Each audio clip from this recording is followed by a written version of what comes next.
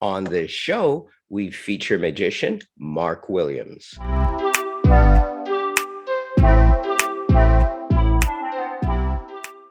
And welcome everybody to Magical People. We have our very, very special guest this week. Oh, they're all special, but I was fortunate enough to twist Mark Williams' arm to come on my show this week. How are you today, Mark? I'm great. Thank you, Michael, for having me. Really appreciate it. Same. Thank you so much. We have a lot to chat about. And how this all started was basically yesterday. I forget why we got in touch. And it turned into, instead of a 5 or 10 minute conversation, about a half hour, 20-minute conversation. And I thought, holy cow, we have a lot to talk about. You have so much to share with the magic world generally, because you have, and to say eons worth of experience, I don't know if that's a compliment or if it's an insult to say eons, because I like to think you're very well preserved. But you have what, 40 or more, some odd years in the world of magic. Yes, that's correct. I'm celebrating 50 years of magic this year. And I started when I was 14. So if you do the math, you can figure out how old I am. Very good. And what do you love most? I know we get exposed to so many different things in the world of magic. We get exposed to mentalism or mind reading for those lay people out there. Close-up magic, which a lot of people can divide up into walk around magic or table to table magic, or one of my personal favorites, which is back in vogue again, is platform magic. But I assume that of all the types of magic you've either done or have been exposed to, is there a favorite? Yes, I would say that, close-up magic is my forte. I started learning about that when I was about 16, 17 years of age. Prior to that, I was doing like kids' birthday parties and things like that with more sort of parlor type props. But I met a gentleman who showed me a Paul Harris trick, and hopefully some of the audience out there knows who that is. And I was astounded, and I asked, where did you learn that? And it kind of started from there. Wonderful. Paul Harris is a genius. For those lay people, I don't like to call them muggles. It sounds a bit derogatory, but some people like that term, non-magicians, if you will. Paul Harris, in my opinion, is a genius. And I forget, I think it was Immaculate Connection. It's a linking card routine. Right. Was my first exposure to him, because David Copperfield did it on his special, his version of Immaculate Connection. And then I thought, I have to learn this. I was already into magic quite a few years. I was actually a working pro. And I thought, can I work this into my walk around magic? Certainly not stage. And then years later, I see someone on one of those competition shows on TV, which we should chat about and get your feelings about that. Someone did it with jumbo cards. And I thought, how brilliant is that? They've taken a close-up trick, if you will, a close-up illusion, and taken it to either platform or stage level. Let's talk about, if you're okay with that, those competition TV shows. There's Penn and Teller's, Fool Us. I love all these shows personally because it gives me ideas for new tricks and routines. However, there's also Masters of Illusion. It's not strictly a competition show, but I like Dean Cain, believe it or not. I thought he's kind of a good-looking host. And I forget, there was a number of other ones some years ago. How do you feel about, when I say exposing magic, I mean not exposing the secrets, but magic being exposed to a more wide audience, if you will, versus well, the downside. So how do you feel about all this stuff on these shows? Yeah, I think it's good for magic to be out there on television for people to see and enjoy, being entertained by. And the one thing I kind of dislike about the shows is they do the cuts to the two hosts behind the curtain. They'll cut to the audience. I'd rather just see the magician doing the magic, if you get my meaning. Yes, exactly. And the other thing too, if I might take that a step further, I don't think we're necessarily revealing anything.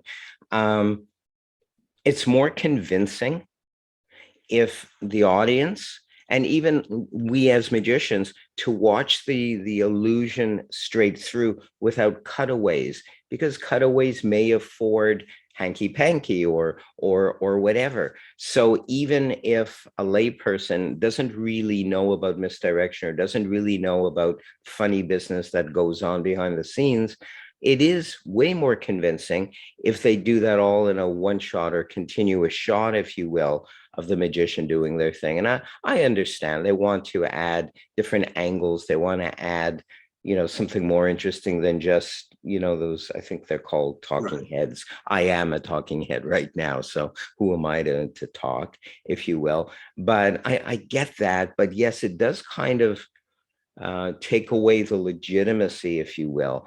I'm going to skip right away to social media, simply because that's a great way for magic to get exposure, not to be exposed, but to get exposure. But at the same time, I take issue with, and you have a very funny term, it's very apt as well. I won't say it, you can say it, for this sort of magic where it's kind of a one shot, boom, they do their thing and it's done. And whatever happened to storytelling, whatever happened to beginning, middle, and ends, and all that sort of thing. So I'd love to hear and have you share with us your feelings about social media and magic, if you will. Yeah, I think that the term that you're referring to is something that I call hit and run magic, and in a more sort of negative term, I call it guerrilla magic, right? And there's no presentation to any of these videos. It's just the 2 seconds or 3 seconds of the magic trick. I can kind of see why they're doing it, just to, kind of make people, be in awe of what's happening. But for me, I think that a magic trick needs a presentation. It needs to have a story. You want your audience to go on that journey with you. And if you can let them in on something personal about yourself, and weave that into your magic, then I think they're going to go along for the ride. Absolutely, absolutely. And there's so much more to the magic of magic. I've just coined that phrase right here and right now, because magic isn't, as you know, magic isn't just necessarily a thing appearing or disappearing or floating or mind reading. There's about a dozen or more different types of magic. It's not just the climax, it's not just what happens, which is shown on social media, on Instagram and possibly Facebook, etc.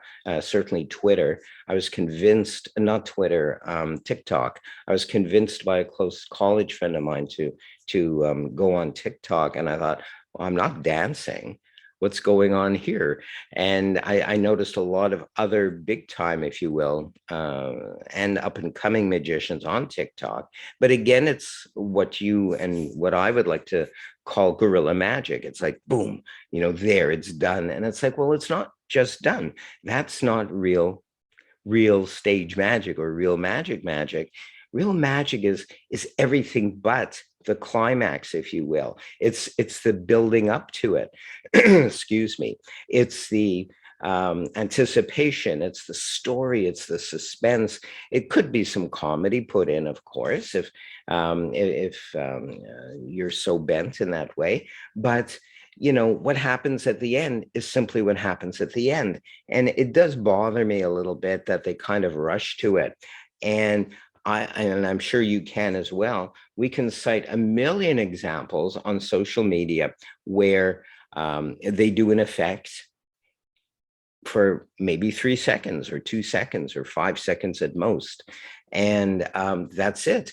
But I know for a fact, and I'm sure you do as well, some of these effects can be whole 10-minute routines, and not just padding in patter, if you will, not just getting assistants up and filling time that way, and that sort of thing, but a true magi, a true magician, if you will, sees. Now, I'm going to get a bit corny, and I don't mean to, the sacredness of it, the theatricity, if that's a true word, of it.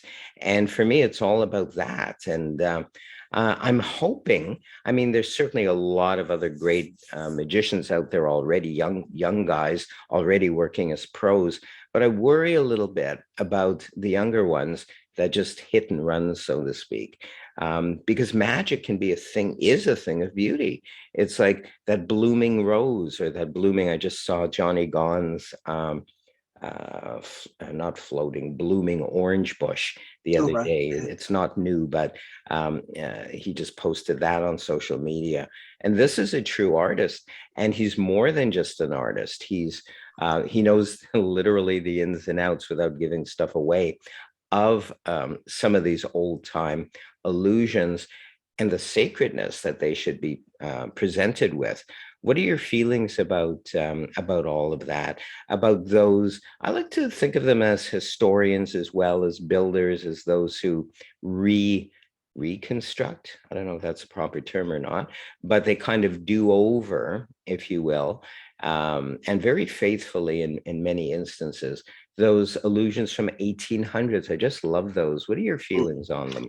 Yeah, they're fantastic, and I think you know as well as I do that we stand on the shoulders of the giants that came before us, the masters, who have taken this art from the olden days to where it is today. And I throughout my entire life being a magician, I've got to see some of the greatest performers of all time in their prime, doing their best magic ever. And I feel so blessed to have been inspired by a lot of these magicians. And, I carry that with me today. So the people that came before us are certainly important. Absolutely. Excuse me. And I agree 1,000% on your term, and I've used it as well. Building on being on the shoulder of giants, if you will. My generation, which isn't that far off from your generation, um, uh, some of us have been fortunate or blessed enough as well to see some of the current day masters, Hmm, and it's all sort of relative, and there's always something to be learned about theatrics, about staging. That's always fascinated me, but I do have a bit of a background. I was theatrically trained in movement and all that sort of thing relatively early enough to not do too much damage on stage. However, I'm always looking when I'm watching a magic show, a professional magic show, or even some of those Penn and Teller type of shows and all of those showcase shows, if you will. I'm always watching how they've staged it. And is it actually the magician who staged it, who took the time, hopefully, or is it the producers of the shows? I don't think it matters that much as long as the final product looks good. right. And for what it all is, a lot of those do look good. A lot of them, thankfully, are staged well, either by the magician or the production of the TV shows. So that excites me. That gives me some hope, because we're putting into, if you will, vulnerable eyes, the eyes of young aspiring magicians and even lay audiences, magic coming up to a certain level. And I'll never forget, I'm going to share this briefly with you.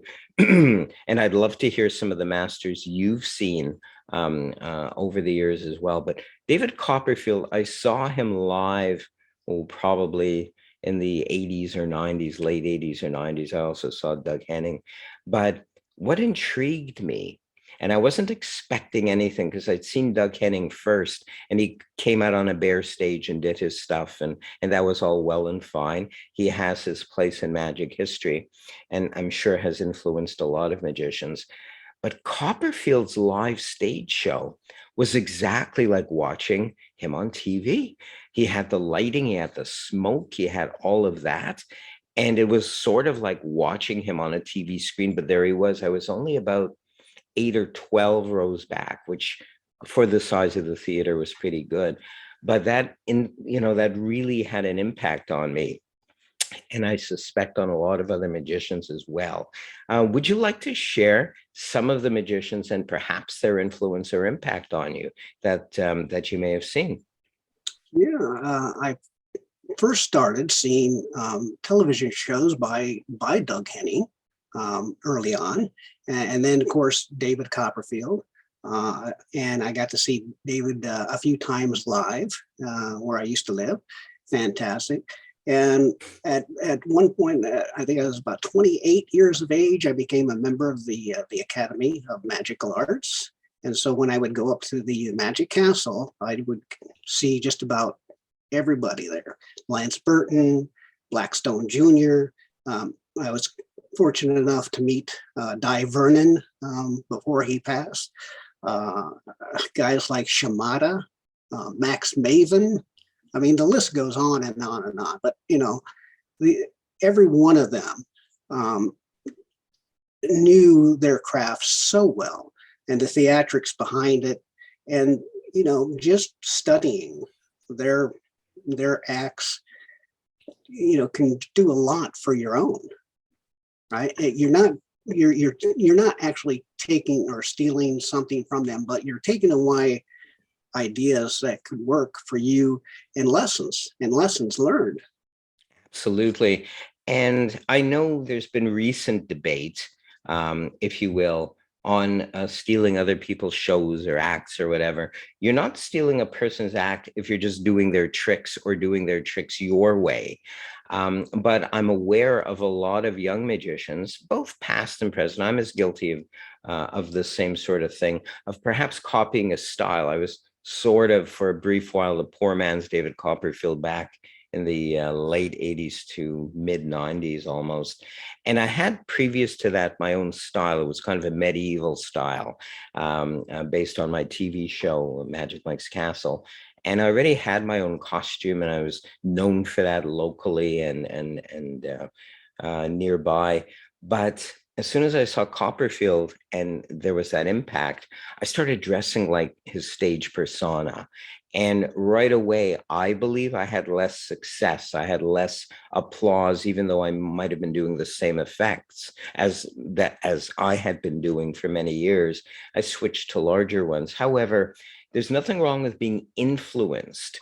The energy of a Copperfield or a Blackstone or even Senior. A lot of people today don't talk about Harry Blackstone Senior, who, in my opinion, him and Mandrake Senior did the best dancing handkerchief. Um, that's all debatable. We Yeah. can we can talk about that if you want, but everybody has their own merits as far as presentation is concerned, and there's nothing wrong with not stealing the presentations and even doing effects, but do it your way. I think it's really important that an up and coming performer really finds who they are and hopefully projects that on stage, not being influenced by, not that there's anything wrong with David Blaine or any of the younger guys. I like Franz Harari. I still like schlepping around those boxes and all that sort of thing. But just simply schlepping around boxes and doing big illusions doesn't make you a magician. It's about the staging, isn't it? It's about the music. Oh my goodness, Disney knew where it was at as far as music was concerned, and his films in general, because he, at the beginning, it was punchy, and you went on a roller coaster ride, if you will, of emotions. And really, as magicians, as performance artists, if you will, isn't that our job, to perhaps move people? I mean, it sounds grand, but it sure is better than bam, there, this thing has disappeared. How do you feel? Yeah, I feel the same way, Michael. And as you were talking about being influenced by certain performers, I think there could be like a slight drawback if you're learning from a video and DVD, because it's like the same performer that you're learning from, and you kind of take on some of their personalities sometimes, and as you say, you might be aping them in a way or copying them in a way. And I remember, I won't name the performer, but I remember watching one DVD quite a bit. And for some odd reason, after watching it, I had this insatiable need to go out into the desert and do a kabuki dance. So I don't know where that came from, but it's true. I know who you're talking Uh, about. That's so funny. so, but at any rate, yeah, I think their lessons can be learned from just about anywhere. Real life experiences. If you have real life experiences in whatever you did, I always had a stable job and did magic on the side as paid gigs. And so experiences that I had through my life, the work, the types of work that I did throughout my life, I would interject those into my magic act. And some were funny and some were not. Can I give you a for instance on one? I'm hoping you will. Well, this goes back quite a few years, but I was doing a birthday party, and it was a dual birthday party for a 9-year-old girl and her 90-year-old grandmother who shared a birthday. And you're aware of a trick by Tenyo called "What's Next"? Yes, absolutely. It's a card with spots that appear and disappear seemingly at will. Yes. For some reason, I was turning the card a little too quickly, and one of the spots ejected off of the card. Oh. And landed in their fish tank. Wow. So as magicians, you don't expect things like that to happen. But fortunately, I was quick enough to just look over at the fish tank and go, "Oh, it's Finding Nemo." And I left it there. I left it there for the entire show. And once the show was over, then I got the errant spot back. And you just keep going. The lesson is you keep going. No matter what happens, you keep going. Absolutely. Don't just stop and let these types of things defeat you. My advice would be prepared for anything. Absolutely. And how many times as magicians have we had things go wrong, either in an obvious fashion or in ways many times audiences don't know that something has gone wrong because they don't really know the trick. They don't know what's going to happen. It's different if you're playing a song and you hit a wrong note or chord or whatever, and it's like, oh, that doesn't sound right, or that's not how the song goes, unless it's your own. But with magic, we do have a bit of an advantage in that our audiences don't know really what to anticipate or expect. I had a horror story very, very briefly. I can't say all of it because our audiences aren't all magicians out there. But let's just say we refer to this as a TT. And right. It was my first close-up walk-around restaurant gig. And my opener was the vanishing handkerchief. Boom. Because it's quick and whatever, and it gives me a chance to start to interact with the audience or the table that I'm at. And the thing went flying, the thing that operates the whole effect, and just rolled onto the floor, kind of near the table. And it's like, what incarnation do you do? Yes, I said, what incarnation, Mark? What do you do? And I merely snatched it up quickly, went on to the next effect, and hoped that people didn't understand what that was or what went on. But as magicians, we'd be horrified. We'd be like, oh my goodness, the trick is exposed, or I can't go on, I can't do this, etc., etc. Another horror story was I was doing sponge balls. It was at the same restaurant, but an affair. It was, believe it or not, a social media thing. It was some TV stations down there, some local celebs, and one guy took my sponge balls and shoved them into his mouth. Wow. And he had his date. We became good friends afterwards. He was the local weatherman and would tend to enjoy his evening a little much, and was always out to impress whatever date he had with him. who is usually a gorgeous gal. In any case, I'm doing my sponge ball routines. It might have been an effect called clones that I'm sure you're familiar with. Yeah. And before the result, before the end result of clones, he grabbed one of my clones, I think, or maybe both of them, shoved them into his mouth. And I was like, oh dear, what do I do now? And I made him be the hero. He spat them out. I cleaned them off. I made a big joke of all of this, and somehow carried on. And they changed into. I don't want to give the effect away or the Right. climax, but Yeah. I was able to carry off the ending quite well. But like you say, you have to just carry on. You can't be fear based. You can't kind of go, oh my God.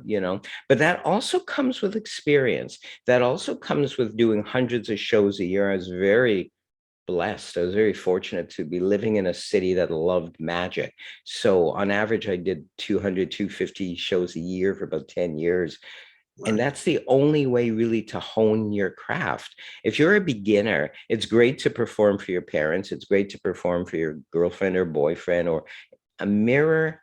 Mirrors are kind of good for angles, but I find even then I don't have much of a use for mirrors unless I just want a straight on view. I always work 360. And if my criteria is if I can't work surrounded, I won't use that effect. But I have bent effects. I have modified effects so that they do work 360. Um, how are your feelings on this? Let's say you're an aspiring magician, male or female. There's a lot of great young female magicians nowadays too, and grown up female magicians on stage as well. They're amazing. Where do they practice? What if they can't get hundreds of shows a year? What if they get maybe a handful throughout the whole year? What do you do? How do they get experience? How do they overcome butterflies and fear? Yeah. My first answer to that would be to take drama classes, and that's what I did. In order to overcome stage fright, I took several drama classes in high school. Was in several plays, and so I learned stagecraft from there.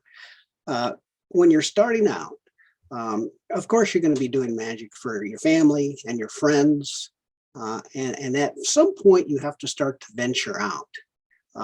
Maybe you do like a charity event, right? And perhaps you'll charge a little amount, or maybe you won't charge anything at all, just to get some exposure out there, get your name out there. And once your name's out there, like in the media, then other people will want to have you at their functions as well.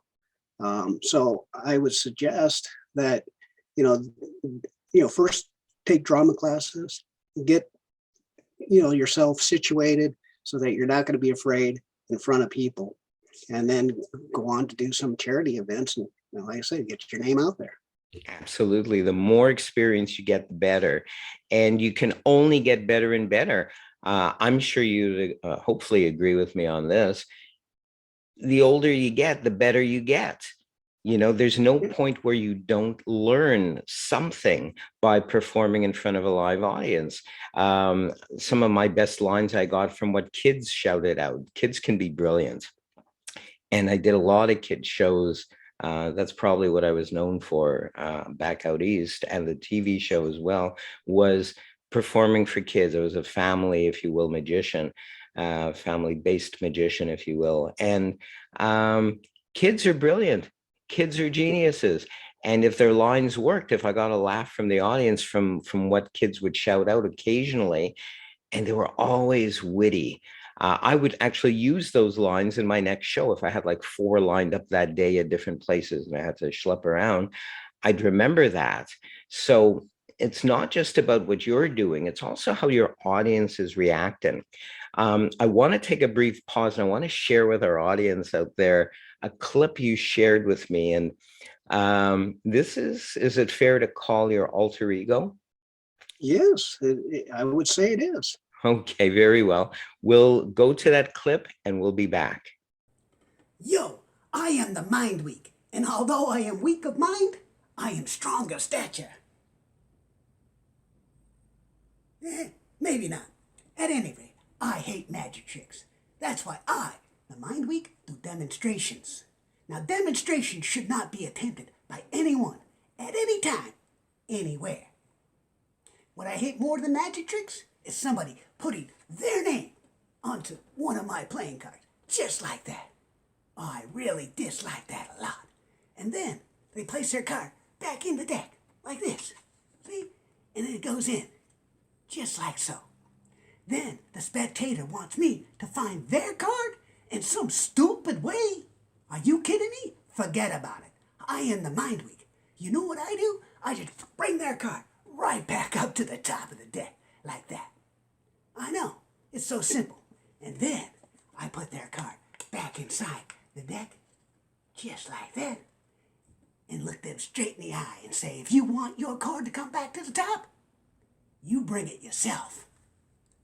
I am the Mind Week, and you're not. Forget about it. That was so cool. And I don't know if any of you out there recognized my guest, but that's your alter ego, isn't it, Mark? It is, and I have to say, Michael, that guy that we just saw, he needs a shrink. He really, he's kind of nutty, that one. So where did the idea for the, I mean, I know, I hope some of our viewing and listening audience out there knows as well, but please share with us the beginnings, if you will, of this character, your influences, etc. Yeah, I can't share the true story because it's not PC, but I'll try to make it as best I can. The idea started back in 2009 when I talked to another fellow magician at Magic Live. Something was said in a conversation, and I kind of, it sort of stuck in my mind. And then later in 2012, there was a contest on a forum for video contest, and the theme was performing an homage to your favorite magician. Now, although a gentleman here in Las Vegas calls himself Mind Freak, he wasn't actually my favorite magician, but I got this crazy idea. Could I win a contest, a video contest, without really doing a lot of magic and more or so presentation? Could I win it by presentation alone? And if I could, how would I do that? And so the Mind Week character was, brought back to life in 2012. And of course, after that one video, it did win the contest. I got a trophy for winning the contest with that video. And then he went away again until about last year, 2021, when I reestablished the character as I look now. Of course, back in 2012, I was much handsomer looking back then.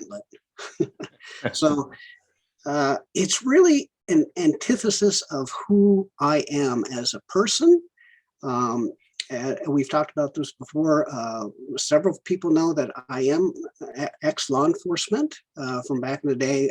I retired from the Postal Service here in the United States. I did that for 29 years. But when I was a deputy sheriff, I did that for 3. So it's a combination of everything that I've done in my life. It's a poking of fun at magic in general. It's a poking of fun at myself, and it's also a poking of fun of our kind friend, Mind Freak. Yes, very, very good. But the first time I saw it was at one of Anthony Darkstone's galas. Anthony Darkstone, for those, maybe there's a couple of people out there don't know, he's the president of the International Assembly of the Society of American Magicians, of which we're members. I'm the Canadian envoy. And by the way, if some of you want to see more of Mind Week, we've got a gala show coming up in June. And any of the gala shows, whether it's the upcoming one or those watching this post, will also probably be able to enjoy you during these gala shows as well. Some of the past ones, and certainly an upcoming one. And anybody watching this on social media, either my Instagram, Facebook, etc., Twitter, you'll I'll post a link, and then you can see this very interesting wizard. And I want to go on a little bit about what we just saw because of the surprise ending. And that that did catch me off guard. That gave me a punch in a good way. And I thought, wow. So because as a magician, I'm watching everyone's routines, and I'm watching their pacing, and I'm watching the behind the scenes stuff, even though it's completely invisible, which all of that was, I'm sure you know, your behind the scenes stuff was flawless. It surprised me, and it will surprise other magicians as well, because I don't know what they'll anticipate, but I didn't anticipate that ending at all, which makes me appreciate the effect and the routining even more, because all I'm going to say is you had to do more work, more stuff than meets the eye, so to speak. So without giving anything away, I hope you get my drift, and I hope you realize how much I appreciate what went being kind of behind that illusion. So it's not just an entertaining character, which is important. I think everyone can learn from this, up and comers as well as pros, but the effect, because one of the things I was pleasantly surprised with when watching your character, Mark, not your character, Mark, but your character, comma, Mark, was he does surprisingly good magic. I'm sure, and I know you do, but you wouldn't think that a character, a parody, if you will, you'd think it would be a parody of a magic illusion or a magic trick or a takeoff, if you will. But it's good. Every effect I've seen you do as that character, it's had a punch. It's had a, oh, dang, I said dang, you fooled me. And not that I know so much, but I'm not a beginner. And, if you could fool a magician, and it's still my goal to do that, I'm just happy enough to do magic. But if you can fool another magician with that twist, or with that surprise ending, or they're trying to figure it out and it's like there's no way because he did this and this and that, then I think you're at a certain level. And with all due respect, I feel and I'm thankful for who you are, Mark Williams, and what you do, because you not only entertain, but you also fool.